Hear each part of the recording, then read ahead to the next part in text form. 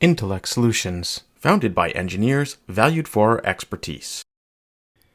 In the world of telecommunications, a total system failure without a valid backup is a catastrophic engineering nightmare that can turn into a multi-month recovery project.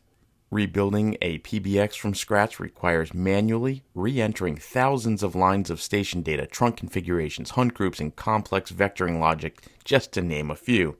This is a process that's prone to human error and exhaustive testing.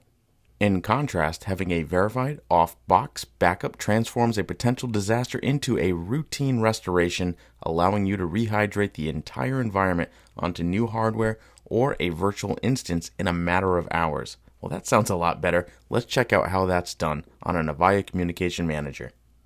To begin, we click on Schedule Backup. As you can see, there are no backups currently set up. To add a backup, we just select Add. While you can do a full backup that creates a single backup file, I always prefer separating the backup files by specifying the datasets, as I feel like this does provide more flexibility during the restoration process. Next, we configure the destination that we're backing up to, including the username, password, the IP address of our backup server, and the directory that the backup will be stored. We always recommend backing up to the directory with a name that mimics the host name of the server for easy location and identification of your backup. In newer versions of Communication Manager, you must enter an encryption password.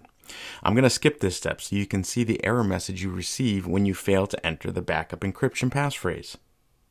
So skipping the encryption passphrase temporarily, we'll configure the days of the week that we want the backup to run on.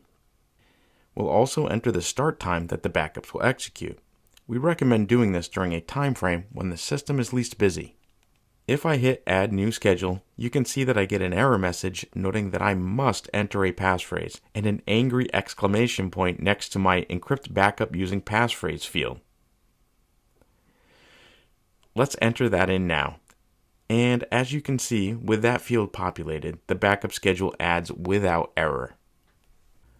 One thing I always recommend doing after creating a backup, especially if you don't have a copy of a valid backup, is to run the backup schedule.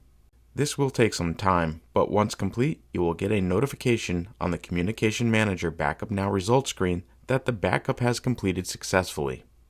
Well, that concludes this video. I hope you enjoyed today's content. We love seeing everyone engaging with our small and humble channel. If you would consider liking and subscribing to this channel and comment to us on any ideas you would like to see on future videos. Intellect Solutions, empowering people, connecting businesses.